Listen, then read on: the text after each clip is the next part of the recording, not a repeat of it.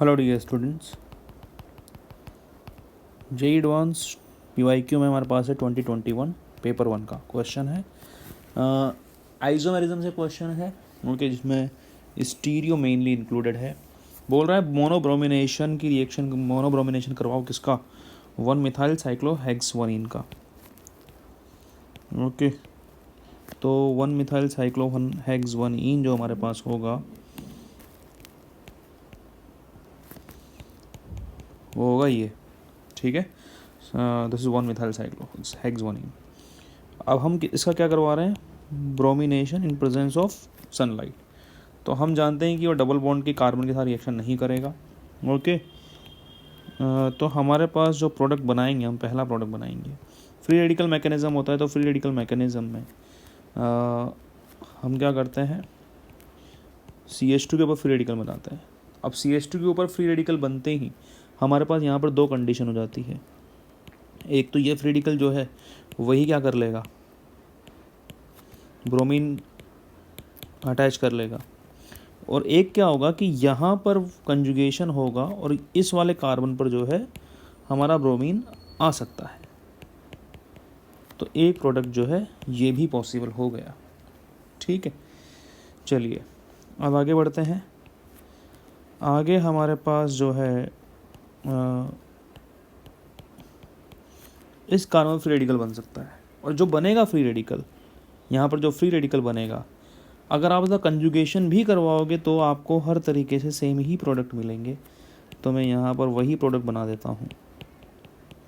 Clear, आगे ऐसे ही बढ़ते जाते हैं हम।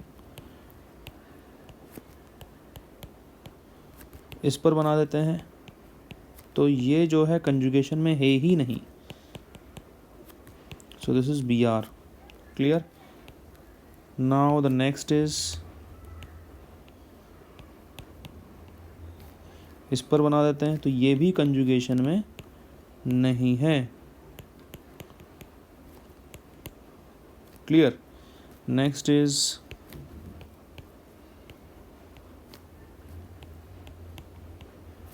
ये वाला, ये भाई कंजुगेशन में है। तो एक बार तो हम इसी पर ब्रोमीन लगा देते हैं, एक बार तो यही ब्रोमीन लग जाएगा हमारे पास, और एक बार जब ये यहाँ आएगा तब हम जो है, तो फिर इस वाले कार्बन पर जो है फ्री रेडिकल आ जाएगा, तो यहाँ पर ब्रोमीन लगा देते हैं। तो इस तरीके से इतने स्ट्रक्चरल आइसोमर्स हमारे पास पॉसिबल हैं। ठीक बात है। अब ये देख लेते हैं इनमें से ऑप्टिकली एक्टिव कौन कौन है, ओके, या फिर ज्योमेट्रिकल कौन कौन है। तो ज्योमेट्रिकल तो यहाँ पर हमारे पास एक भी नहीं है। क्यों नहीं है? क्योंकि ज्योमेट्रिकल आइसोमेरिज्म के लिए अगर डबल बॉन्ड की वजह से देखोगे तो मिनिमम 8 मेंबर की रिंग चाहिए, तो वो नहीं है।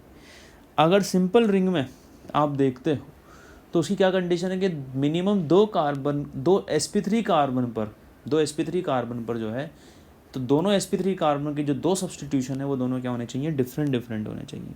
तो ऐसा यहाँ पर किसी भी कंपाउंड में नहीं है। ओके, एक पर तो है, इन पर तो है, लेकिन कोई दूसरा sp3 कार्बन ऐसा यहाँ पर नहीं दिख रहा है। क्लियर और नॉट? ठीक बात है। तो अब यहाँ पर आती है बात ऑप्टिकल एक्टिविटी की।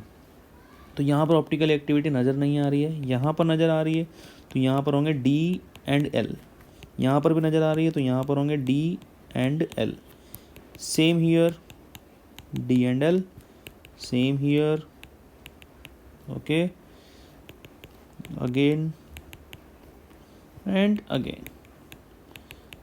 तो हमारे पास 12 प्रोडक्ट तो ये हो गए और एक प्रोडक्ट ये हो गया, तो टोटल कितने प्रोडक्ट हो गए भाई? 13। 13 will be the answer for this question. Clear? Okay, so this was the complete solution of question number 13. Hope you like it, and if you do, then please subscribe the channel. Keep watching Chem.